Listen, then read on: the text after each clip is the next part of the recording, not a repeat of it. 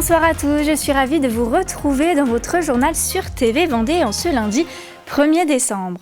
Au programme de cette édition, les herbiers sont prêts à accueillir un nouveau pôle associatif de 1780 mètres carrés, un espace pensé pour soutenir les associations locales. Le Téléthon revient en Vendée pour sa 39e édition début décembre, avec la mobilisation de plus de 170 bénévoles et de nombreuses communes. Et à Saint-Jean-de-Mont, découvrez 9 nouveaux logements livrés pour les gendarmes, alliant modernité et confort. On ouvre ce journal aux herbiers où un nouveau pôle associatif va bientôt voir le jour. Aujourd'hui, près de 300 associations sont dispersées un peu partout dans la ville, parfois dans des locaux inadaptés. Avec ses 1780 mètres carrés, ce futur pôle permet de rassembler toutes ces associations en un seul lieu.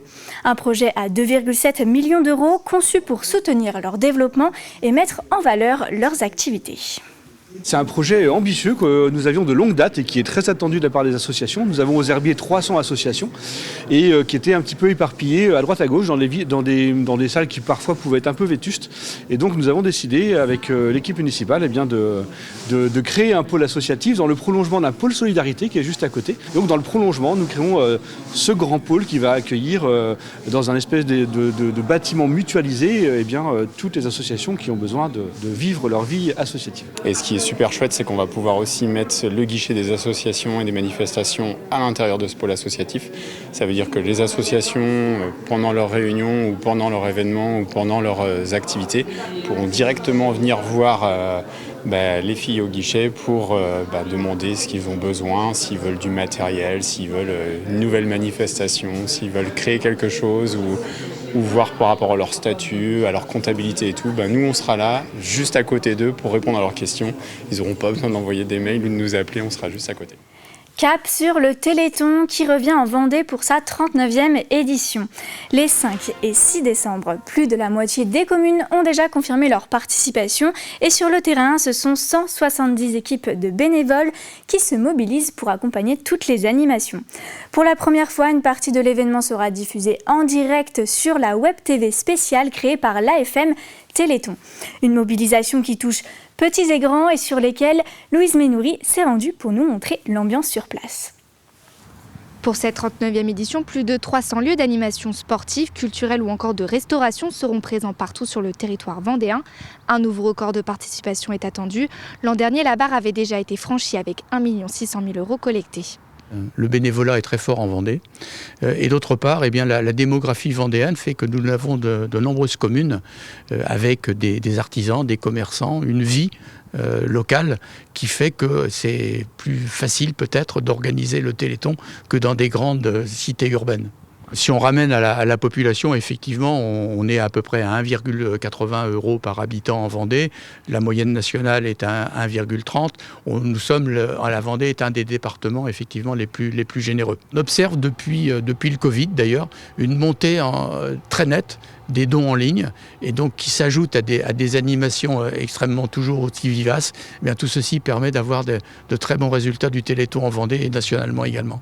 L'objectif de ces 2 jours de collecte, récolter de l'argent pour la recherche, mais aussi permettre aux malades de se faire connaître. Le Téléthon, pour nous, c'est quand même quelque chose d'important. Ça nous permet aussi de voir les personnes, disons, en situation de handicap malade, disons, qui correspondent, que l'on connaît, disons, au niveau de l'AFM, et de les rencontrer sur des animations dans le secteur, quoi. Dans certaines familles, on a une personne que l'on connaît, et on se rend compte après, en les contactant, qu'il y a le papa, il y a la sœur, et ça rentre après le cousin, et finalement des personnes que l'on ne connaît pas. Il y a 7000 maladies rares d'origine génétique, et sur ces 7000 maladies rares, il y en a aujourd'hui 95% qui n'ont pas de traitement. A contrario, ça veut dire qu'il y en a 5% qui en ont.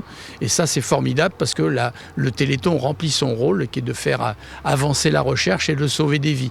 Et aujourd'hui, il y a une accélération, effectivement, qui a été permise par cette révolution médicale que le Téléthon a autorisée.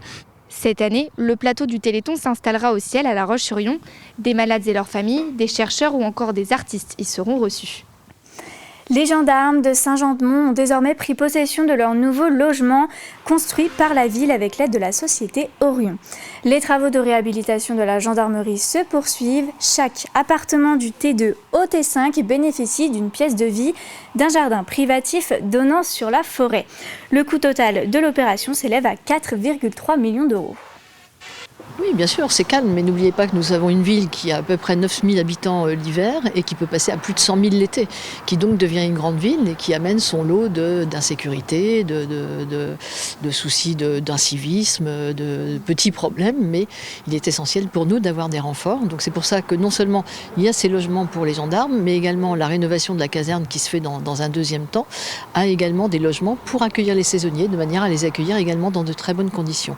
Donc oui, la sécurité est un enjeu au quotidien parce que il y a des incivilités, parce qu'il faut que l'on soit présent pour assurer la tranquillité de nos habitants. Après, l'incivilité, ça va du dépôt d'ordures à des rayures de voitures, à des choses qui ne sont pas très graves en soi, mais qui sont des épines-irritatives pour nos habitants et qui laissent ce sentiment de ne pas être bien chez soi. Donc notre but, c'est vraiment d'amener la sérénité sur notre commune. En moins de 10 ans, la société vendéenne STPPS est devenue l'un des leaders français du tiers payant pour les professionnels de santé. Avec la croissance de l'entreprise, les locaux étaient désormais trop étroits. La première pierre du futur site a été posée à Aubigny-les-Clouseaux.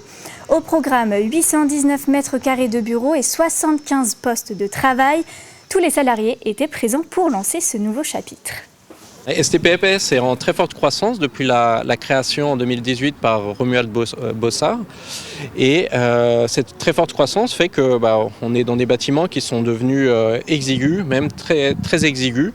Et donc on avait besoin de bâtiments nouveaux, de bureaux nouveaux et qui permettent un équilibre vie privée et vie professionnelle à nos salariés, donc qui soient bien localisés. Je trouve que c'est une pose de première pierre très particulière parce qu'on a une activité qui est leader dans son domaine et qui se caractérise aussi par beaucoup de main-d'œuvre. Et aujourd'hui, voir le personnel qui sont à 96% des femmes présentes, c'est un beau message du monde du travail et puis de l'accueil qu'on peut lui faire. On voit l'endroit où on va être dans quelques mois et ça représente une évolution de l'entreprise aussi parce qu'on a des bâtiments pour l'instant qui ne sont pas pratiques et là on va arriver dans des beaux bâtiments tout neufs. Ça nous concerne en direct aussi puisque c'est aussi un peu notre demande de base d'avoir des bureaux plus adaptés au nombre de personnes qu'on est. Puis vu qu'on évolue et qu'on augmente le nombre de personnel, c'est important d'être là. Au retour des vacances de la Toussaint, les élèves du collège Sainte-Marie de Chavagne-en-Paillé ont eu une belle surprise. Leur cours de récréation a complètement changé. Fini le bitume, place à un espace végétalisé. 3 ans de travail de la commission végétalisation et des éco-délégués ont porté leurs fruits. Ce projet né d'une réflexion environnementale offre désormais aux élèves un lieu de vie agréable, apaisant et propice à la détente. Alors il y a eu une surprise en effet au retour des vacances de la Toussaint. Ils savaient qu'il y avait le projet puisque ça fait quelques temps qu'on travaille sur ce projet. Mais c'est vrai qu'on leur a fait une petite surprise, on leur a dit attention il y aura une nouveauté au retour des vacances. Et c'est vrai qu'ils ont découvert en revenant de vacances tous les travaux qui avaient été réalisés. Alors donc avant de partir il y avait une cour entièrement bitumée il y avait quand même quelques tables pique-nique et quelques bancs. Mais il n'y avait pas du tout d'espace vert. On avait les 2 grands arbres qui sont à mes côtés, mais il n'y avait pas du tout d'ombre autrement sur la cour de récréation. Il y a une prise de conscience pour essayer de planter davantage et puis végétaliser certaines zones qui sont trop imperméables aujourd'hui. Je pense que c'est un certain cadre de vie aussi plus intéressant. Ça peut poser aussi les enfants de manière à ce qu'ils reviennent en cours un peu plus posés. Il y a des fruits comestibles pour que les enfants aussi découvrent un petit peu la cour d'école à chaque moment de l'année en fonction des fruits et puis des fleurs qui peuvent apparaître. La magie de Noël arrive bientôt aux Sables d'Olonne. Le coup d'envoi des festivités sera donné le vendredi 5 décembre avec le lancement des illuminations dans le jardin de la Liberté et sur le parvis de l'Hôtel de Ville. Et cette année, le marché de Noël rattrape l'annulation de l'an dernier à La Chaume. Il s'installera du 12 au 14 décembre de la Villa Charlotte au prieuré Saint-Nicolas. Plus de 50 artisans créateurs vous attendent dans leur chalet pour quelques jours de féerie, de rencontres et de découvertes. Sur l'ensemble du mois, on va commencer avec le lancement des illuminations le vendredi 5 décembre. Donc ça se place toujours place de la Liberté. L'an dernier, pas loin de 3000 personnes présentes. Donc c'est un rendez-vous qui est devenu vraiment incontournable, avec évidemment un verre de vin chaud ou de chocolat chaud pour les plus jeunes qui est offert par la collectivité. Et puis ce soir-là, les commerçants des rues piétonnes seront ouverts également jusqu'à 21h. Avec des animations aussi organisées par le commerçant. Donc ça devrait faire une belle soirée pour aller se promener en centre-ville, lécher un peu les vitrines et découvrir l'ensemble des illuminations. Cette année, les associations sont partie prenante de l'ensemble des animations. Donc c'est que des animations qui tiendront les petits stands alimentaires en centre-ville et sur le marché de Noël. Des animations de commerçants aussi qui organiseront des événements. Et puis le chalet Troc au jeu, qui est un chalet qui revient tous les ans, où on est sur quelque chose de solidaire, de la récupération de jouets en bon état, qui sont revendus, avec des sommes reversées aux donateurs, soit en chèque Cadolone pour les redépenser dans le centre-ville, soit qui sont complètement offerts au Téléthon. Voilà, c'est une action solidaire organisée par Luxo. Jetons maintenant un œil à la météo de demain. Quelques averses sont envisagées pour ce mardi. Et côté température, elles seront douces en bord de mer entre 10 à 12 degrés et plutôt fraîches dans les terres entre 4 à 7 degrés.